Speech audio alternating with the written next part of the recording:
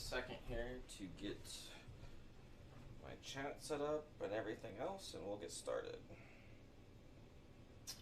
Go Teddy feed and chat.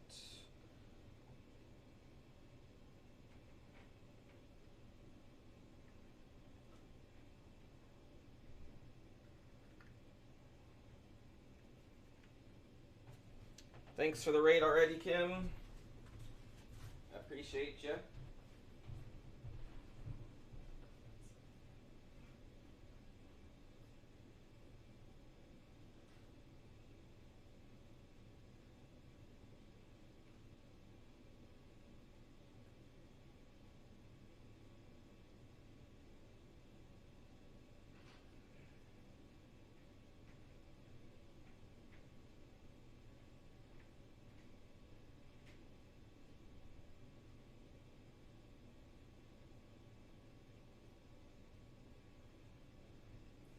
Process so I get started here. Alright. Actually move that to the side for now because we'll need that to start.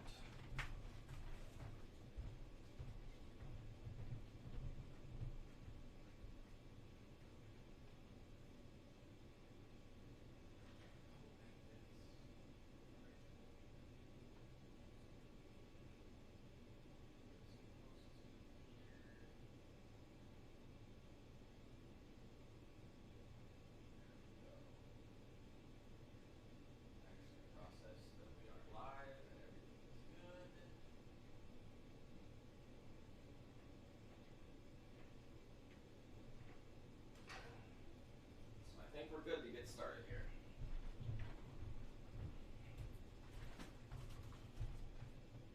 Perfect. Sorry again about that, guys. I gotta go out of the room to make sure everything actually started going live and everything got set up the right way.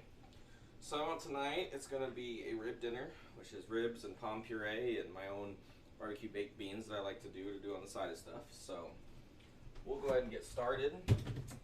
Prep's already been done in a lot of places, so let's start with what we got to do to get the ribs ready here. Again, you can go with spare back or baby back. I prefer baby back ribs myself. And we'll go over in just a second one of the things you want to look for whenever you get started with them.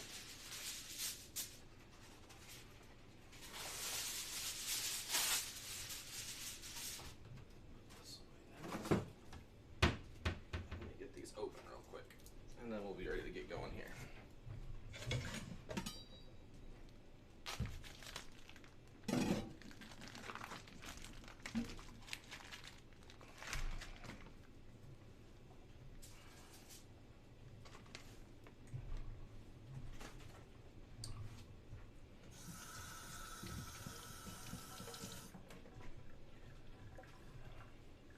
All right.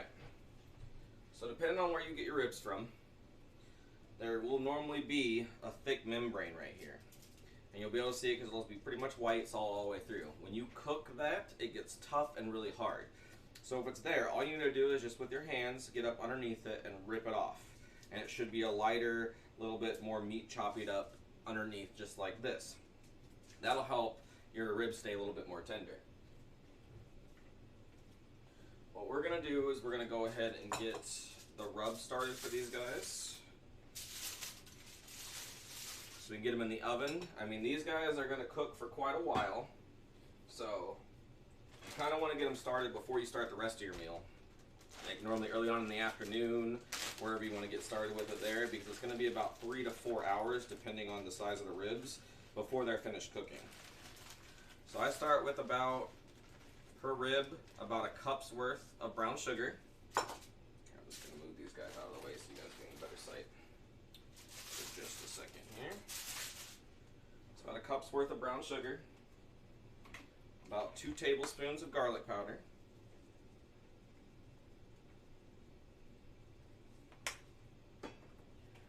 About 1 teaspoon of ground sage. About 1 teaspoon to 2, depending on if you like it spicy or not, of chipotle chili powder. About 2 teaspoons of paprika.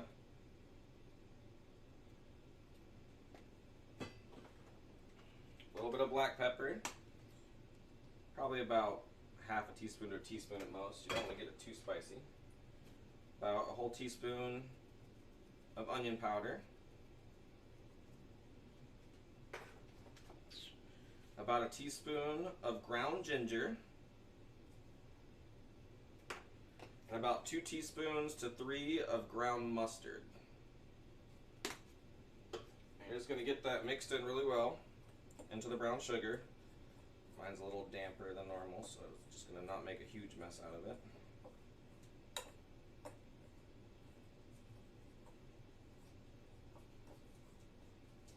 Do you have it open, babe, so you can see how it looks? Please do.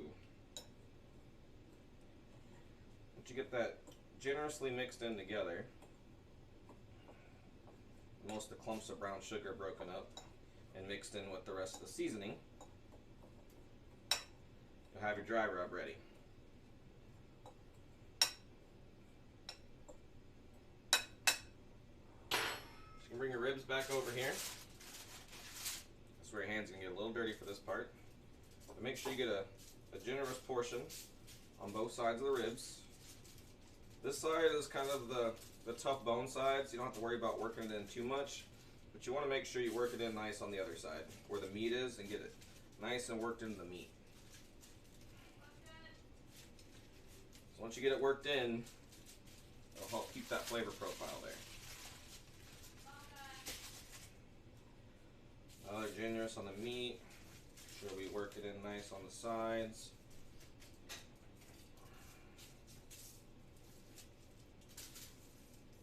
And the stuff on the bottom, just getting left there, won't be too big of a deal. I'm going to show you what a little secret I do when my ribs are getting slow cooked in the oven.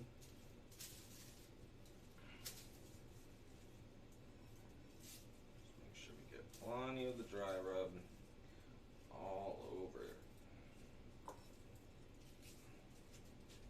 Okay. So I'm going to wash my hands real quick, sorry. But it gets a little messy.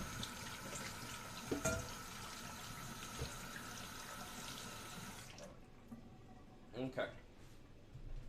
Now what we're going to do is we're going to kind of go ahead and make a boat. We're going to add a little bit of a liquid. Once we get a little bit of a boat so it's not going to pour out everywhere, should have brought that a little closer for myself. I'm going to take a little beer. Now when you're cooking with beer, it doesn't have to be anything fancy. If you want a little extra flavor, you can go with something fancy, porter or wherever you want to go with. I'm just using Budweiser. Budweiser cooks just fine for me in chilies and beans and ribs and all that stuff, and still gives that good nice beer flavor. And you're going to put just a little bit in there like that. Once you got it down in there with that, you're just going to fold the foil onto the ribs. And take another piece of foil on top and fold that underneath to give a nice closed cooking area.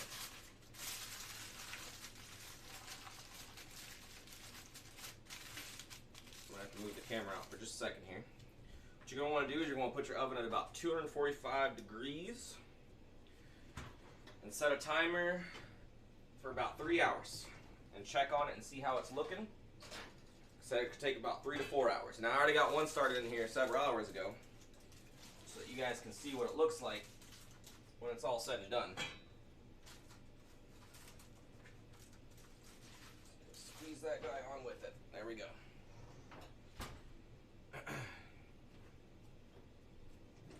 So that's got our rib started with the slow cooking process in there. Not too difficult, you know. Just a quick and easy dry rub, a little bit of beer, which we'll set back out of the way for the beans in just a little bit. Now in the meantime, can't go wrong with some of your own homemade barbecue sauce. Now you got to bear with me here because I set my notes in my phone so that I wouldn't forget to try and give you guys the best measurements I can give you here. Because as most cooks know, we don't always do the greatest at measuring our stuff. So let me grab everything here real quick and we'll start getting the barbecue sauce all nice and slow cooking over there.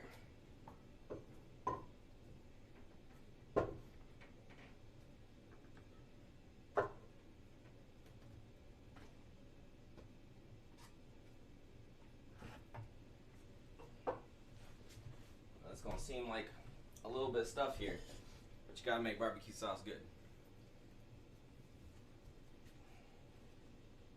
Thanks, baby cakes. Now, a lot of people when making their own homemade barbecue sauces are gonna tell you to use ketchup. That just adds a little extra processed flavor for me, so I'd rather add other stuff to give it that ketchup flavor. Instead, I just use tomato sauce. If you've got your own aromas to fire roast in the oven and then blend up and make your own sauce, go for it. But today I'm just going to use some just good old Hunt's canned tomato sauce. I also use tomato pastes if you really want a good tomato kick to it. But I like a little sweet and sassy when it comes to my sauce. So if it was ketchup, I'd say use about a cup and a half to start with. Tomato sauce, probably about 2.5 cups, because you're going to have to add the other sugary stuff to it to help get that flavor. Alright, so we want about, what did I put there? There we go, about 1/3 cup to 1/2 cup of apple cider vinegar. Now this is going to go completely to your preference. I will say that you want to get the apple cider with the mother. Adds a little bit more apple flavor in. If I can get the plastic off. 1/3 cup is going to give you a sweeter barbecue sauce. 1/2 cup is going to give you a little bit more of a tangy barbecue sauce. So it's really up to you how much you want to put between those two. I like to put about 1/2 cup's worth.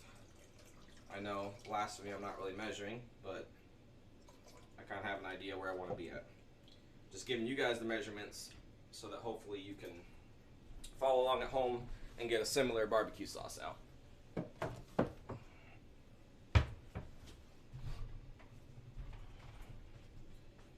Alright, and then about 1 tablespoon or 2 tablespoons of Worcester sauce. I'm going to use about 1.5 tablespoons here.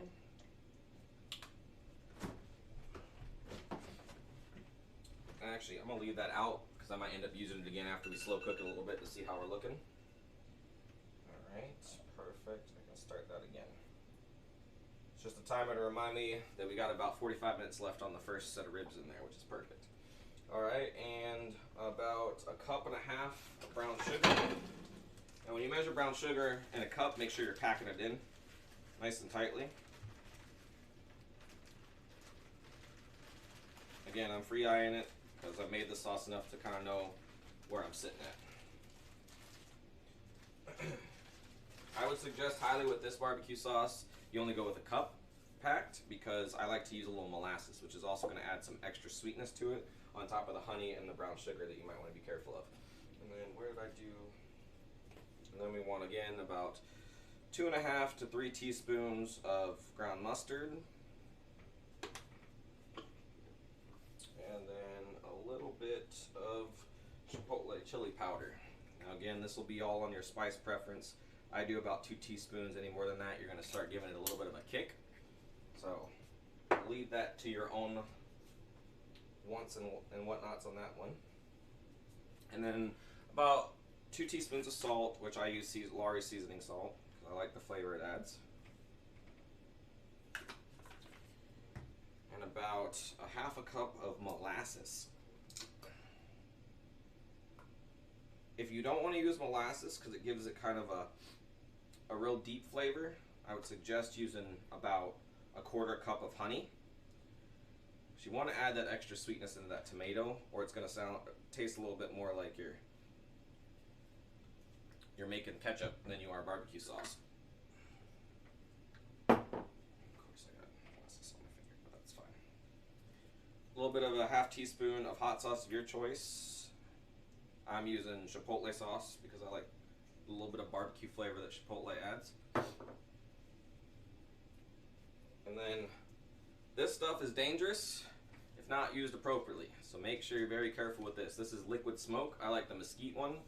You can use the hickory or whatever you want really, but I'm gonna add just about 1/2 teaspoon of liquid smoke to help give it that real barbecue flavor. These I'm gonna leave out, of course, in case I need to add more after it slow cooks in the back over here. In fact, let me move the tea kettle out of the way. We're just gonna whisk these together real good, and then put them on the back burner on low, and just let it low and slow cook down together.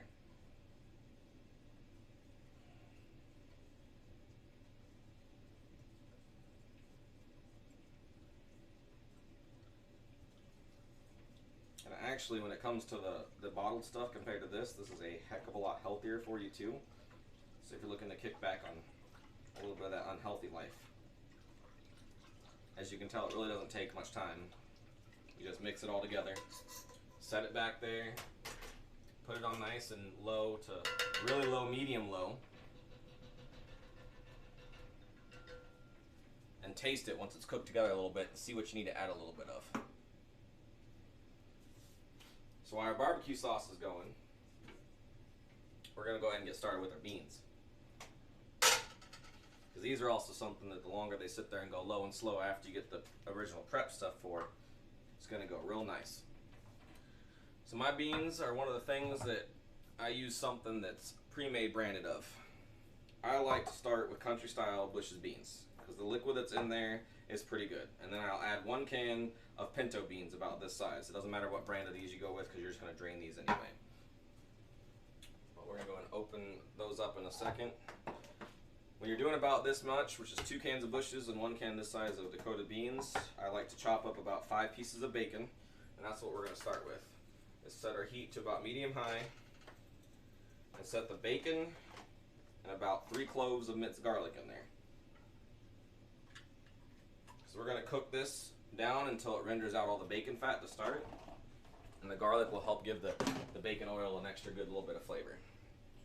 So just as a quick peek-see there, we're just going to shove that down with a spatula and let it start cooking there. Just make sure I'm not covering up. There we go, perfect. All right.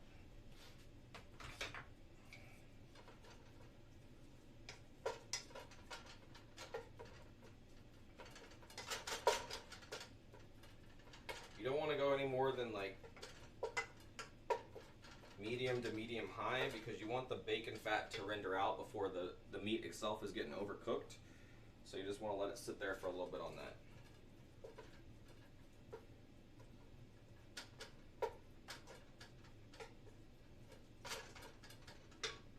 While you're waiting on that, now for the potatoes, which we're doing a palm puree today, you want to get yellow potatoes. Idaho potatoes don't get as much of a creamy like velvety consistency, so you want to get the golden potatoes and go ahead and skin those and chop them up into about 1-inch pieces so that they're ready to go into boil.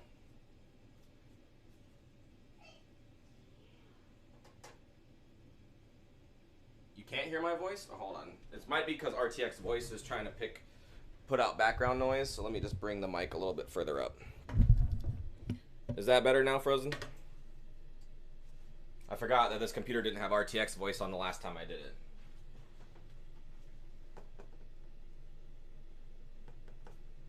Alright, so my mom hears it, so maybe you're just not got me turned up enough there, Frozen. So once you get your potatoes all nice and diced up,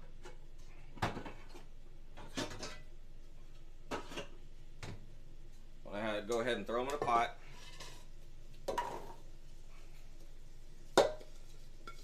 You want to fill the water up just a little bit past, like 1 inch or 2 past where the potatoes are. Sorry guys, this is going to get a little loud right now though, because now the water is going to be really, really close to the mic. So I'm sorry about that.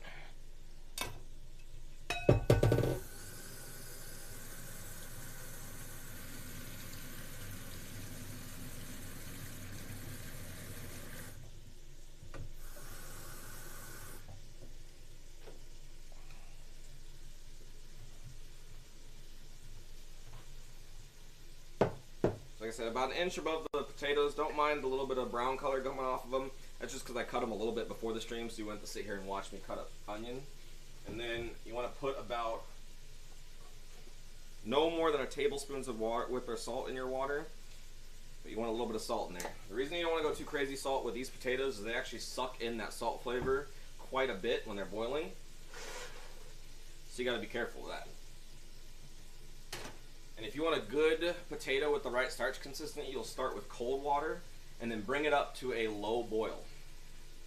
So we're just going to turn the heat on to high, cover it up, and keep an eye on it until we get a low boil. Once we get a low boil, it should take about 8 to 10 minutes before they're soft enough to be pushed with a fork. And that's all you're going to do is just cook them until you can push them with a fork and they're easily mashed. So we're going to be using a potato ricer to get the consistency we want for a palm puree. Yes, Kaori, so here I can show you what's rendering in the pot right now. In fact, we can go ahead and switch that over to this entirely right now, since we are pretty much working over the stove only right now. Since you weren't here, Kaori, all we did so far that you missed was we went ahead and dry rubbed our ribs, which you can see about what I did for the dry rub in the VOD, and we put them in a foil casing with a little bit of beer and put them in the oven for 245 degrees for about 3 hours. I've got one in there that'll of course be done before that. And then we've got about 5 pieces of bacon and about 3 cloves of garlic rendering down in this pot, and golden yellow potatoes starting to get a little bit of a boil from cold water in the other pot. And then again, for the beans, I like to start with Bush's Country Style, 2 cans of those, the large can, and then 1 can of pinto beans, which I'm going to go ahead and open and drain while I'm waiting for the bacon. You only drain the pinto beans. The Bush beans, you want that sauce that's in there.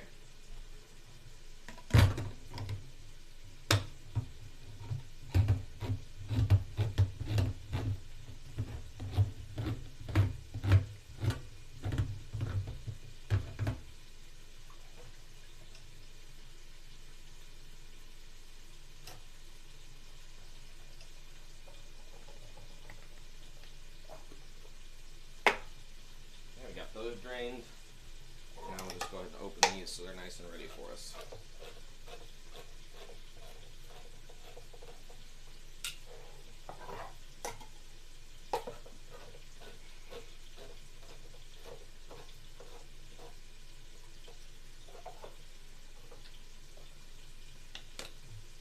Now, another thing, while you guys got your bacon rendering, because it'll take a little while to get all that fat rendered out. Bacon's got a lot of fat to get rendered there. We'll bring it back over here again. And you're going to want to take 1 medium to large yellow onion. And again, for those that didn't see the easy way to chop it, you just cut off the end that doesn't have the hairs, peel off the skin, cut it in half right in the middle where the hairs are. And then you're just going to set it on your cutting board and cut about the thickness of the chop you want throughout the onion.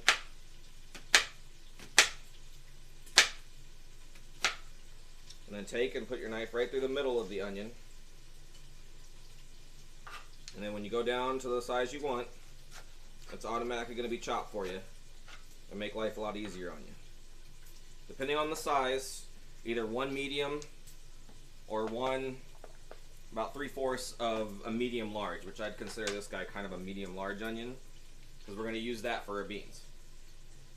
In fact, let me just get a Ziploc real quick so I can put this in the fridge out of the way. And you just chop those and put those to the side for yourself there.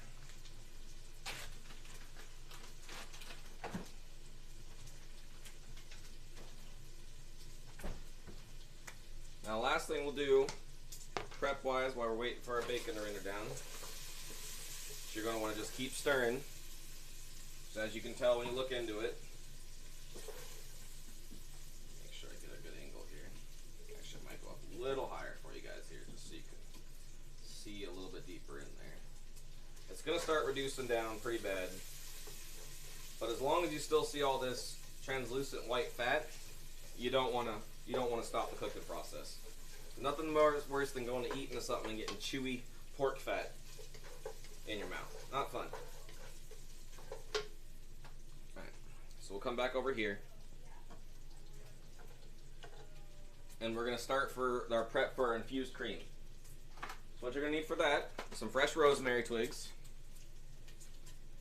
some garlic, which you're going to go ahead and peel and cut the ends off of. Now for the garlic, all you're going to do, let me get a spoon out real quick. Let's just take a spoon to the full clove and press it. What that allows it to do is allows the heavy cream to pull the oils out of the center of the garlic. Because what we're doing is we're infusing the cream to be used. Grab it. It's gonna be fine, K-Ray. These stands are actually really good. But these garlic cloves and this rosemary and my secret ingredient are just gonna slow cook in the cream, so that when you drain them out of the cream and use the cream in your potatoes, they have a lot of flavor. So not only are they going to be nice and creamy and a really nice consistency, they're going to be super flavorful. So if you're a mashed potato fan, I definitely suggest this. This is a French style of doing mashed potatoes, and it comes out real nice and a lot tastier than what you're used to having. In fact, majority of people that I've made these for don't like putting gravy on them, so there's no need to. At the very least, maybe sprinkle a little bit of Parmesan cheese on them, and you're good to go.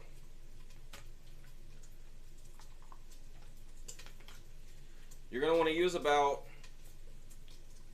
2 cups of cream for a regular portion of potatoes, so about 8 to 10 smaller golden potatoes. We're doing a little bit more because we had a few more potatoes that we used this time, so I'm probably going to use about 3 to 3.5 cups of cream. So I'm going to make sure it gets that nice garlic and rosemary flavor in there.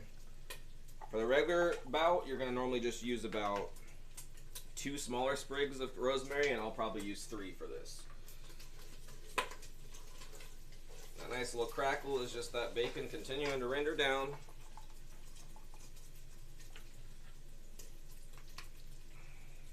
Press it a little bit more. What's up, Sean?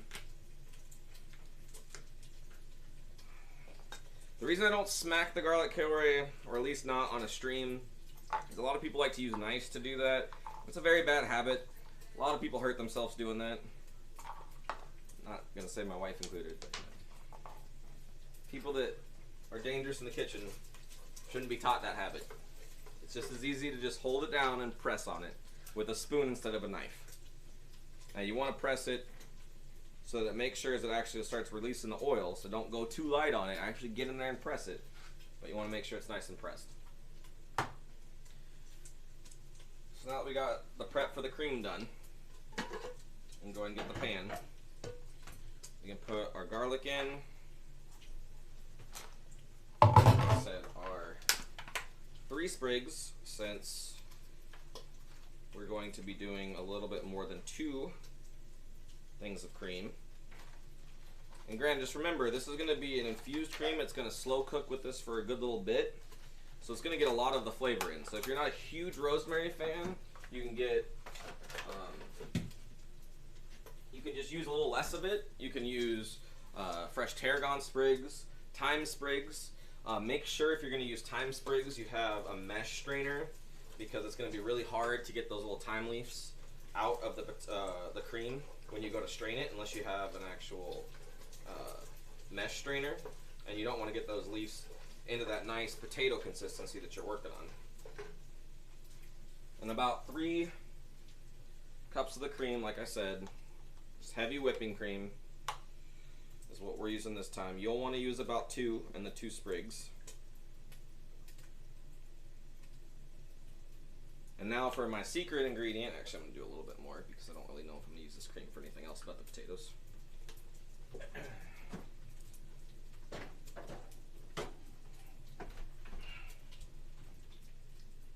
is my...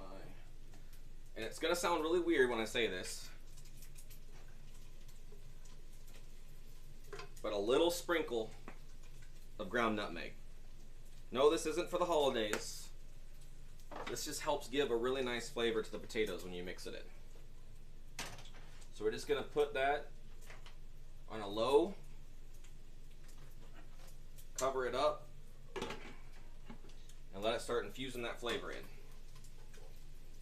And seeing that timing, come back over here. Make sure you guys are getting a good sight. Our bacon is now rendered down, and you see no more translucent fat anywhere. I'll give you a good little look-see there. It's all nice and crisped up and brown. So now we're going to take those onions that we chopped up, and they're going to go right on in there. Yeah, I know, I didn't drain the grease, and I didn't do that on purpose. Never said these beans were healthy, but they sure are tasty.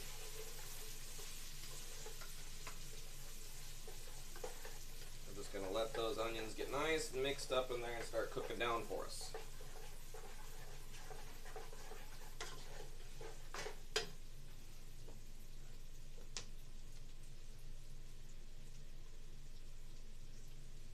You were thinking nutmeg, K-Ray? Yeah. It sounds weird, like I said, but it's super tasty. Just try it once. If you don't like it, don't use it, but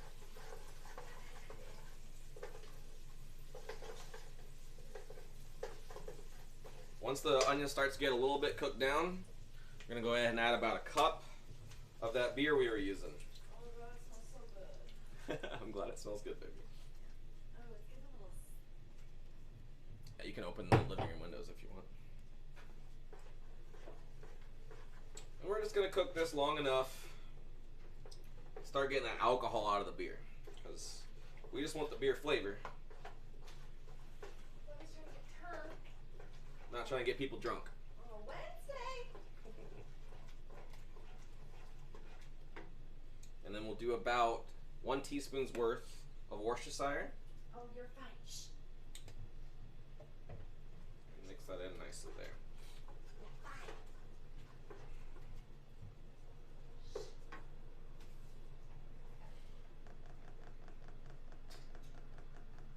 Yes, of course, Carrie. That's why we have the bacon grease still in there, and we're using that same pan as to get them pan scrapings for the flavor. Can tell you've watched a lot of cooking shows.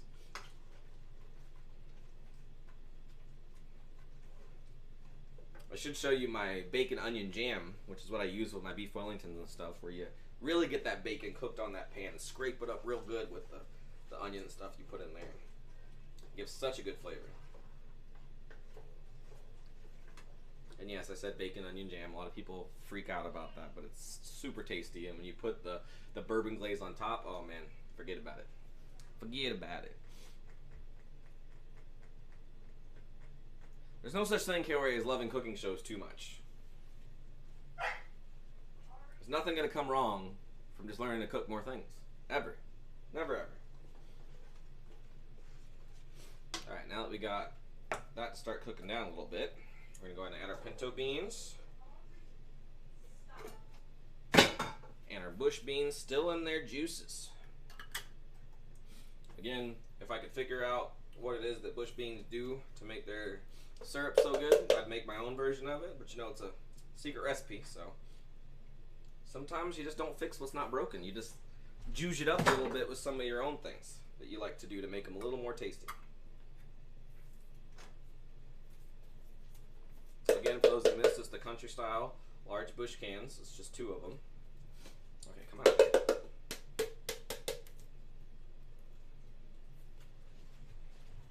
on. And now this is where I need to use this up anyways. You'd put a 1/2 cup of barbecue sauce in. Now I normally use my own barbecue sauce, but I didn't pre-make it because I wanted to show you exactly what I do and how easy it is and just let it slow cook over there. Which, by the way, I forgot to cover it with its cover. But I'm just going to use some whiskey barbecue sauce I had left over. Which wasn't much left. I thought I had a little more than that.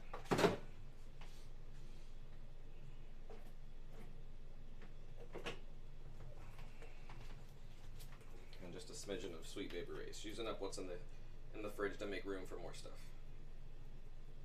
Come on. Okay, buddy. Now they want to be difficult.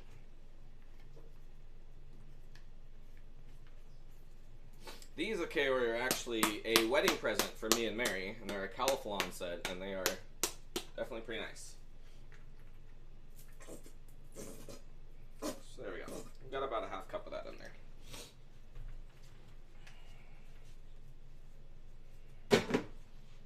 And don't worry, our barbecue sauce isn't done yet either. Once we start letting that stuff simmer together and it starts heating up a little bit, we're going to add all the seasonings and mix that in pretty well too.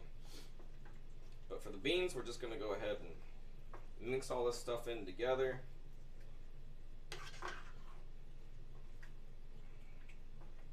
Now Now sometimes I like to use, instead of the bacon, I'll use sage sausage or country sausage.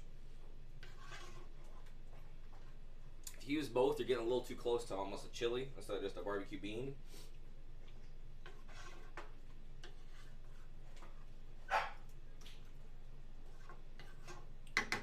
Don't mind my little rotten Shiba in the background, just barking like crazy. Typical him. And we'll just cover that up, turn the temps down to about medium. Just let those slow cook and let those flavors get together. I'm hoping our barbecue sauce is going to be looking alright pretty well there soon. We might turn up our cream a little bit too, because these burners sometimes take a little more heat than a normal burner would to get started. We'll check on our potatoes real quick. Not quite boiling yet, so we'll give those a second before we turn them down. Because again, once you start a low boil with those, you're going to calm it down a little bit to about medium. Here, I'll go back to high for a little bit. About to medium, because you don't want it to overboil them, because they lose a lot of their starch and they don't really stick together and stay as creamy as they did anymore.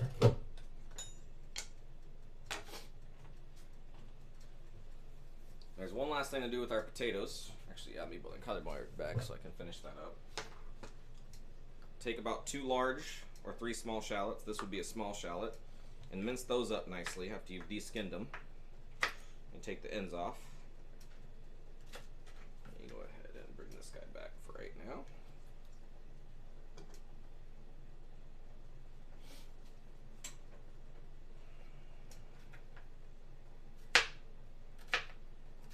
Just mince those down nice and small. We're going to cook these in and caramelize them down a little bit with some butter and some white wine. And they're going to go into our palm pureed potatoes.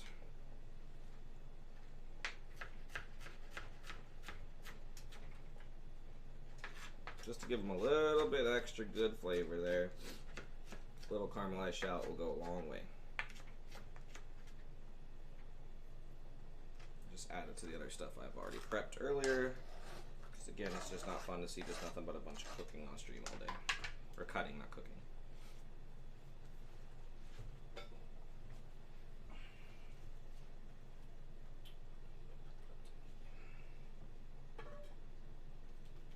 Getting real close to boiling on the potatoes. So what we're going to do for this second real quick, just like I said, I had already put ribs in several hours ago. So I'm going to go ahead and check on how those guys are doing real quick.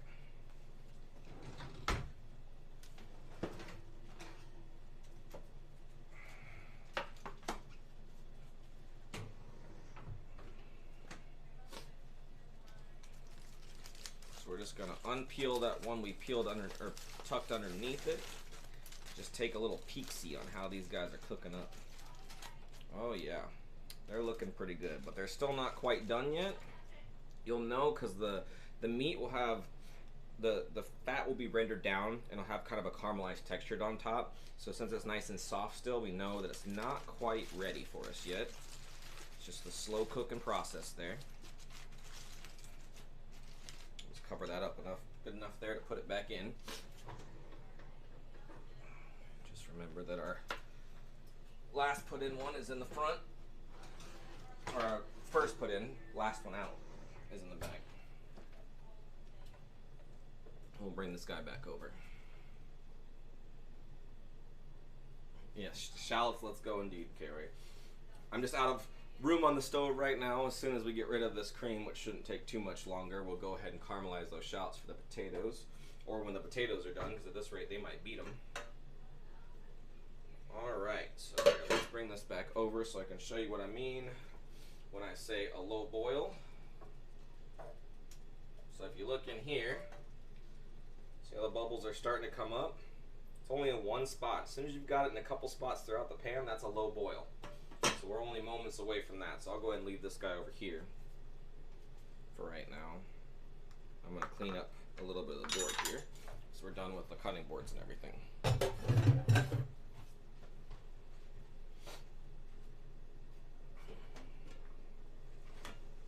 Make sure you keep on stirring up your beans every once in a while you get them nice and heated up. And once they get nice and hot and bubbly like this, which I will turn so you can see a little better here. And you got got the bubble throughout, like I said, you just want to go ahead and turn those down and just keep stirring them momentarily throughout the cooking process. The beans are already cooked. The onions are already par cooked. They're going to finish real quick. The bacon's fully cooked. So all you're doing is making sure that those flavors meld together really well and get nice and cooked together.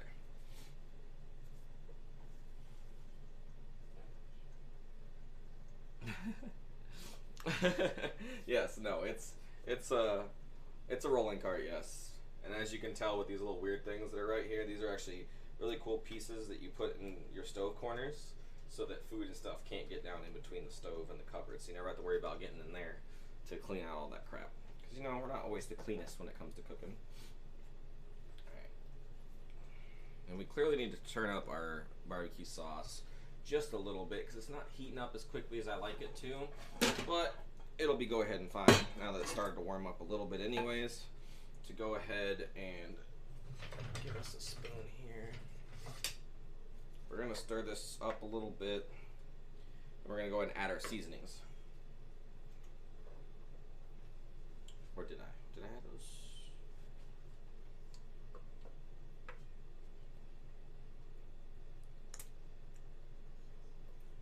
Okay. So again, a little bit of garlic powder. A little bit of onion powder.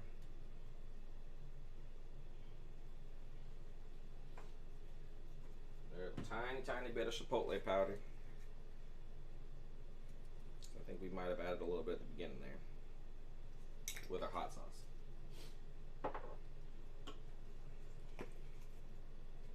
A little bit of ground mustard. Whew, sorry, had to sneeze there for a second. And we'll go ahead and mix that up. Let it slowly simmer down. And when you taste this, you want to make sure you get a good little tang from that vinegar, a good little richness from that molasses, a little hint of the tomato from the tomato sauce, but a good sweetness too.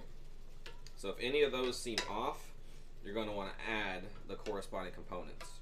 And I always want you to heat it up a little bit first before you taste it, because until that vinegar starts cooking out, that's all you're really going to taste. You're going to think, oh well, I ruined my sauce, but just let it cook out a little bit and you'll get the flavor back. And now we have success on our potatoes boiling.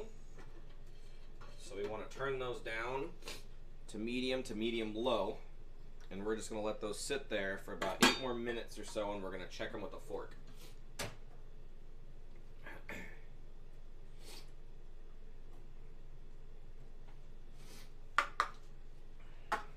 Again, as soon as they are easily pressed by a fork, we will be good to go to drain them and start ricing them. Sorry guys, I'm gonna go off camera for a second because that pepper got in my nose and was causing some issues.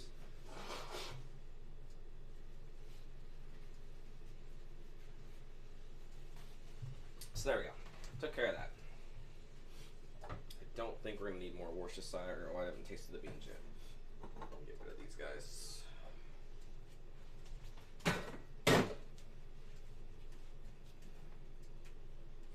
Forgot that was open the whole time. Yes, my mom got us those because she knows that I can be a pretty messy cook.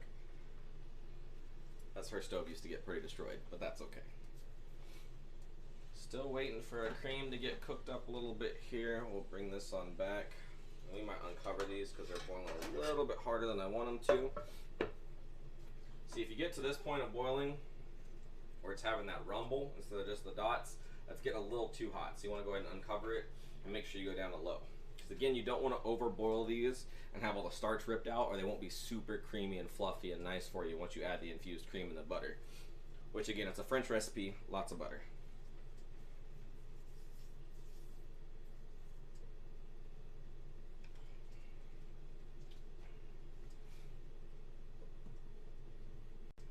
It's just my reminder popping up that I was reading for the dinner I'm doing for Father Tom tomorrow.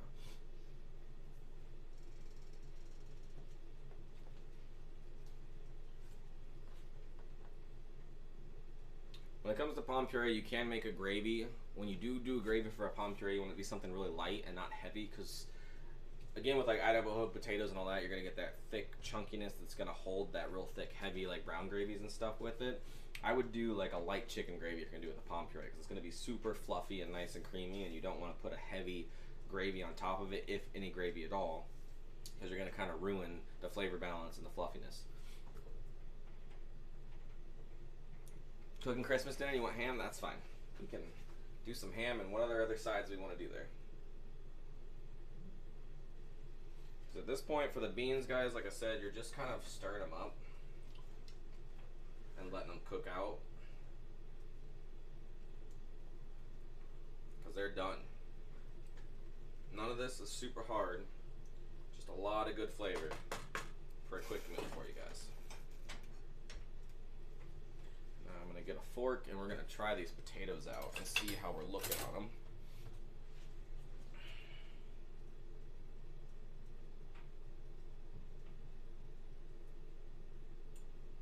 Just a few more minutes on them because they still have a little bit of bite to them. I want to turn my cream up a little bit more because it's concerning me how it is not starting to bubble a little bit. Make sure every once in a while, especially once you get heated up, you stir your cream, because even with the cover on it, it's going to get a nice film on top of it if you don't keep stirring it. And it's getting such a rosemary scent to it that I'm going to go ahead and take at least one sprig out, because I don't want too much rosemary flavor to my potatoes. Rosemary and nutmeg, definitely a good holiday flavor, but don't want to overdo it.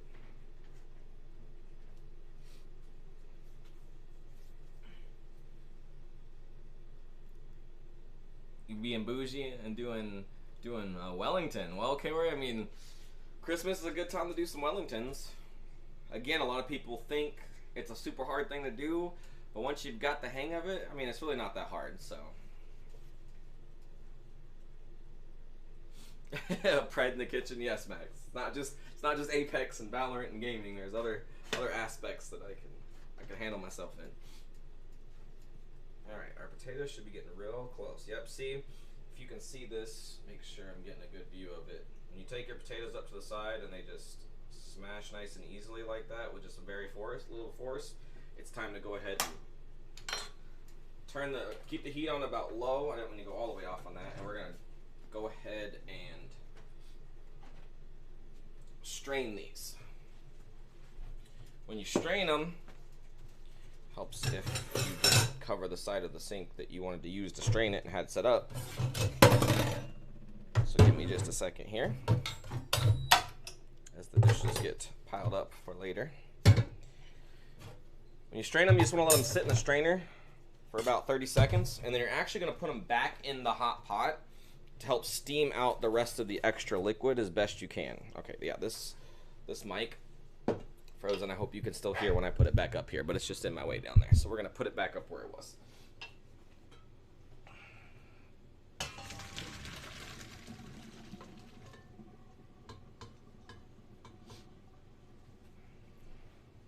So like I said, just leave them in the strain for about 30 seconds. Let it drain all that extra liquid.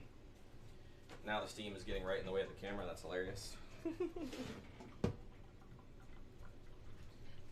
And then you're going to put them right back into the pot to help that heated pot steam out the rest of the leftover liquid.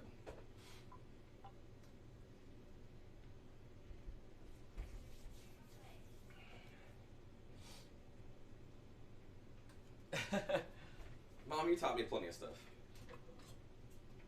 Still can't touch your meatloaf, let's be real. See, now we got a nice low roll and boil on the infused cream. This will be the next thing that we drain out, because you want to get rid of all the sprigs and the used garlic cloves, because you'll have all that nice flavor already in there and won't have to worry about it anymore. So now we'll take our potatoes and put them right back in the pot to finish steaming out.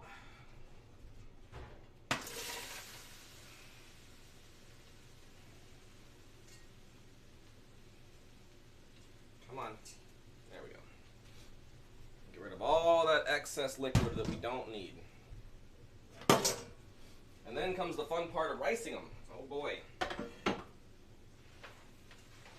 Also give us a clear spot. So you just want to kind of, don't over mix them, because you're gonna smash them all up too much. I mean, yeah, they're getting mashed anyways, but you want to kind of make it easier on yourself to get them in the ricer. Just a few seconds of it being back in the pot, getting stirred up just a smidge will help steam out that extra liquid that you don't want in there. Put these guys back in here for now and bring this guy back over here. Now comes the little bit more tedious part. Let's make sure that we've got a good angle on both sides. There we go. Of ricing these bad boys. Why do we rice? Because to get an actual like fluffy mashed potato, mashing isn't going to get you the consistency level that you want for folding. Because a lot of people take their time to just hard smash in their butter and their creams and all that stuff. What you want to do is just take a rubber spatula and be able to fold those in. So you keep that nice fluffiness to the potatoes and aren't just mashing them into nothing. I want to take one of my spare ones of these and set this on it so I'm not putting too hot of a pan on my cutting board here. Now we're done with that. I'm going to grab a real quick pan from under here and we're going to set it back there on that burner. Well, here, I'll show you what I'm doing first. All I'm doing is just taking a little bit, probably about a tablespoon of butter, and throwing it in the pan. And we're going to let that start to melt down a little bit. And while we're doing that, check on our cream again, because again, you got to keep stirring it and make sure it's in the right spot that you want it to be in. Oops, that is not my cream one. I'm glad I kept that on the side and not with the barbecue stuff. And again, once you get it to a low simmer, you just want it simmering like this for about 20 minutes, and that'll be enough to get the flavor out of it. And then we'll be good to go to strain it and just leave it on the side for when we need to use it. So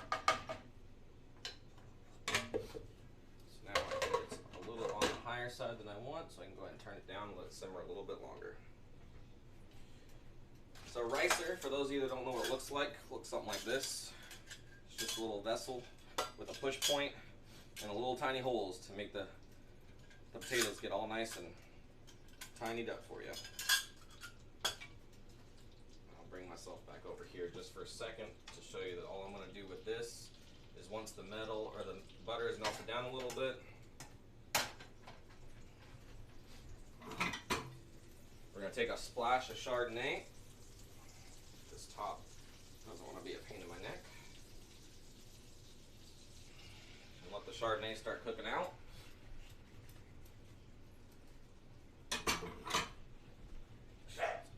Alright, you're fine. And that's exactly where our shallots are going to go to get caramelized down in.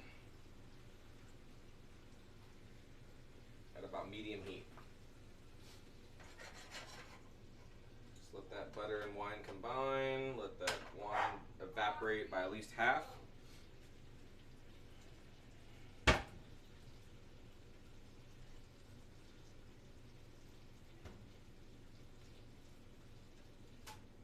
Where our shallots are going. And just a little sprinkle of regular salt.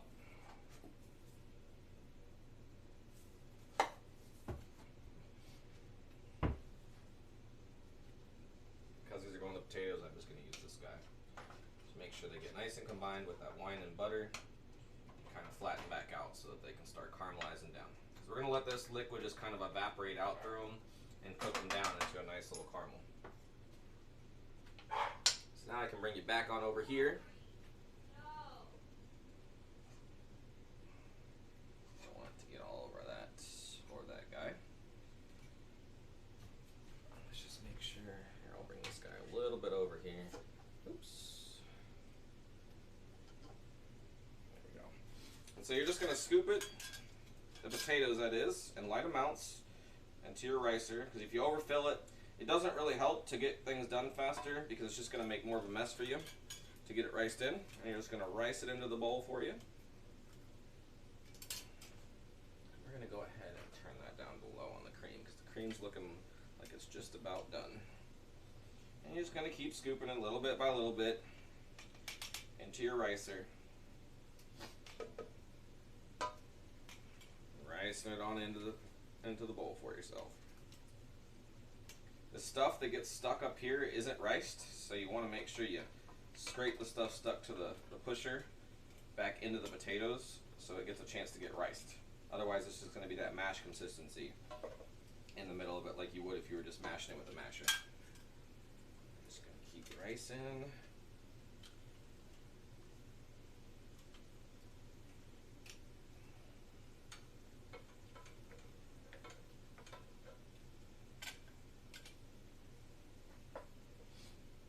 A lot of people would find this part, I'm making a mess down there already, look at me. This part a little tedious, but again, to get that nice fluffy creamy consistency potatoes, there's just no way around it. You're gonna have to rice them.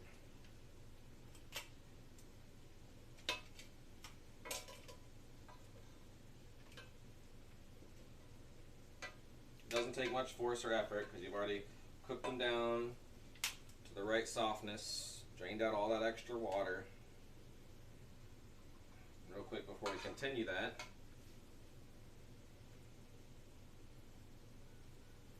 we're going to make sure we move the pan around for our shallots a little bit, and we're going to take our cream out and turn that power down, and we're going to set up the bowl to catch it out of the strains. I think this guy will work since we can just rinse out because there's nothing but a little bit of onion dregs in that.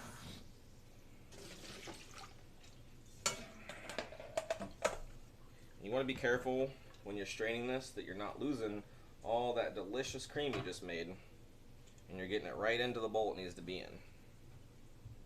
So I want to be nice and careful to strain out all these garlic cloves and this rosemary. So we have our cream there ready and waiting.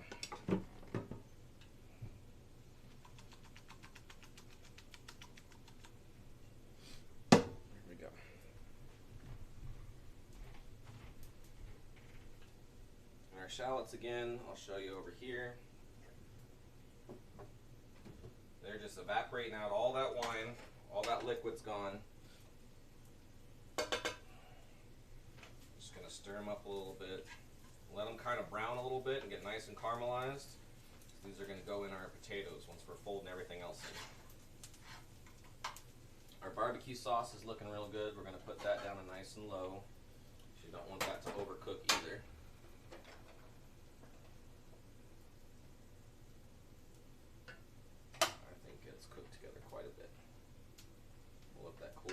Give her a good taste in just a second.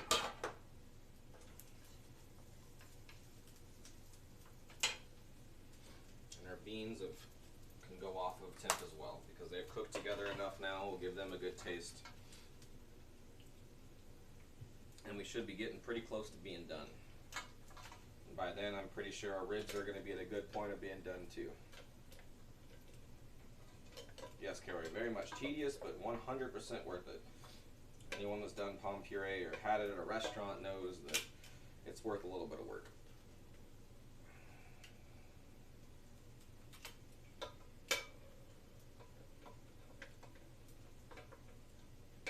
I mean, it won't take you guys quite as long because you won't have as many potatoes as I had here, hopefully. Unless you're doing it for a big fam. We're just doing it for little leftovers, some lunches during the week. All that good stuff.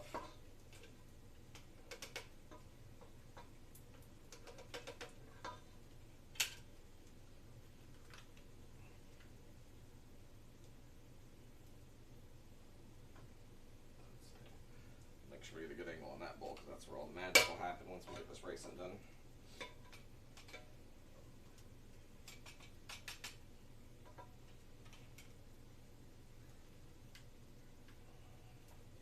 Now that we have the shallots are good to go, as you can tell they've gotten a little bit of brown color to them, a nice little caramelization. Got the wine and butter cooked into them, and go ahead and turn those guys off too.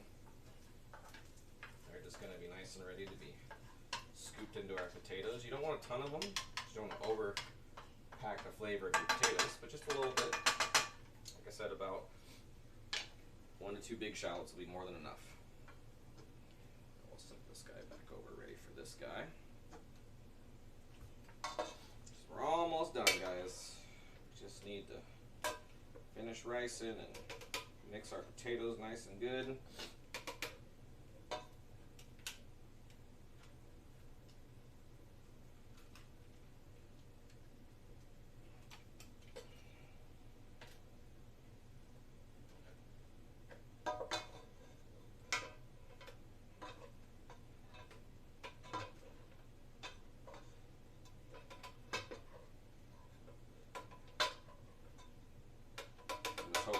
Slow cooked, tender, flaky ribs will be done.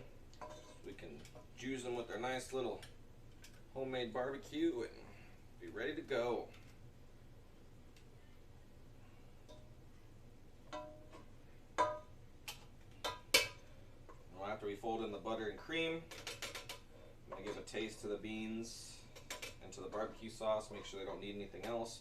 All of that will be kind of personal preference at that point. You've got the base barbecue sauce already set up for yourself. It's just kind of a flavor profile for yourself after that and what you think the people you're serving are gonna like. Okay. That guy is done. I'm just gonna set him back here out of the way. Now again, any French recipe is gonna take quite a bit of butter. I would go ahead and start out with at least 4 tablespoons for this many potatoes. For your guys is 8 to 10. I would say at least 3 tablespoons. Throw them on in there. And then we're going to take about a cup of at a time of our infused flavored cream. And like I said, with a rubber spatula, we're just going to gently fold it in to the potatoes. And you'll see them just immediately start to get their nice, fluffy, soft texture. As you can tell, they're still a little dry. Butter's still melting into them, but I already know I'm going to need at least another cup of our infused cream.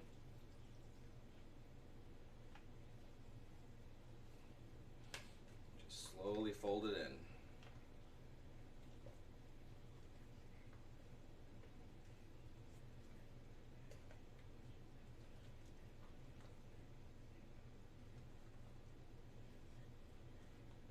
You can see just how light and fluffy these are getting. It's still really, really creamy and just a really great consistency. Almost perfect. I think we'll probably need just a little bit more of our infused cream.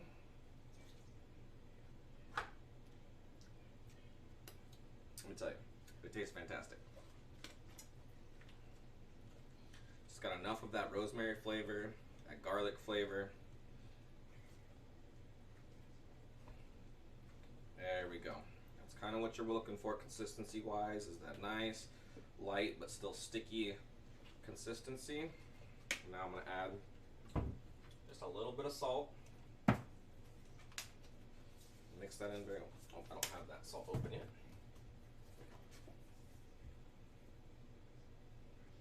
About 2 teaspoons of salt for your guys' potatoes should be more than enough.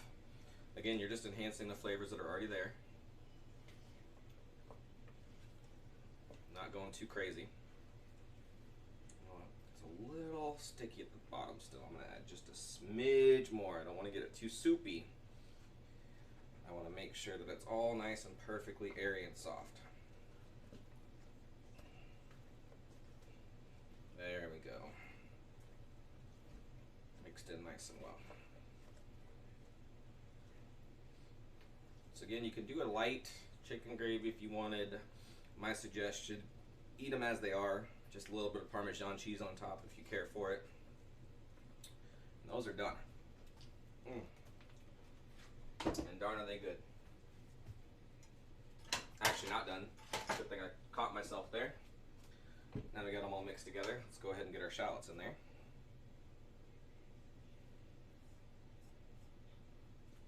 Just a little of those caramelized shallots getting all whipped in there too.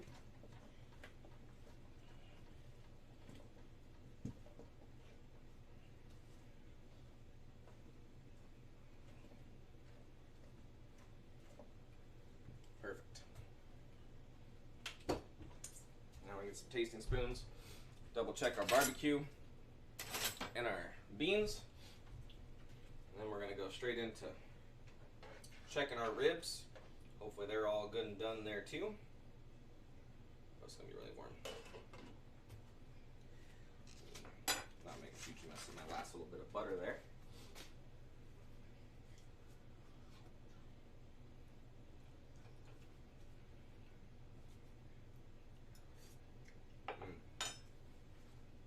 Those are good to go. Now let's just get a taste of the barbecue here.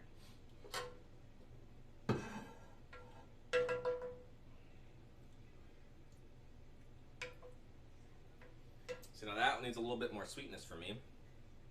So I'm gonna add, not that, sorry. Forgot we're doing the molasses one. Just a little tiny bit more molasses.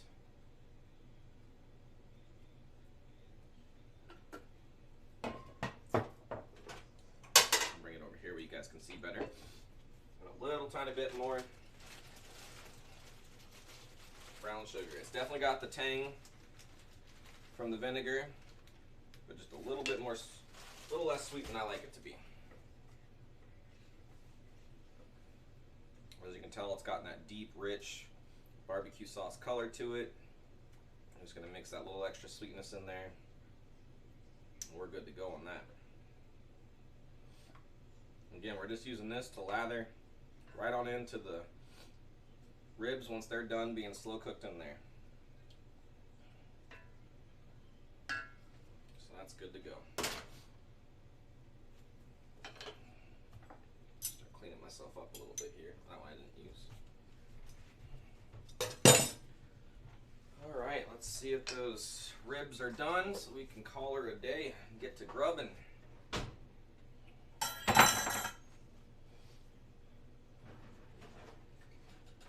At least the one that we put in, you know, several hours ago.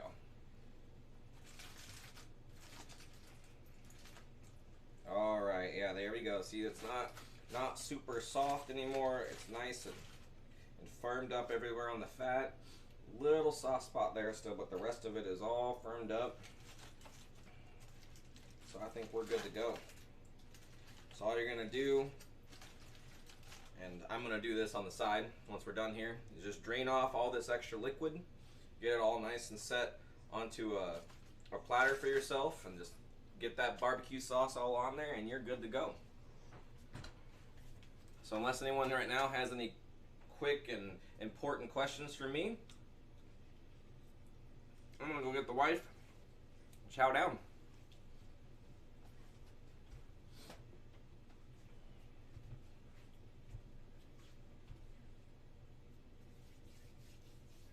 Nothing? Nothing from anyone? All right. I hope you guys can reference back to this. I will take this one and any other ones that we go from here and adapt it into a YouTube video so you don't have to keep going back to the VOD. Hopefully you'll be able to just shoot straight to the YouTube video and watch it if you want to make any of these meals. A couple people have already hit my Discord up for suggestions. If you have anything you'd like to see being cooked, anything you have an idea on that you would like to see some other methods behind how to cook it, trying to think what else. I think that'll do it for today. So, again, good cooking for all you guys. I hope it turns out well. And hit me up in the Discord. Okay, well, like I said, I'm going to have to do it special this time because I still have this one cooking. So I'm going to have to just kind of do my own thing on it. But until next time, guys, enjoy yourselves.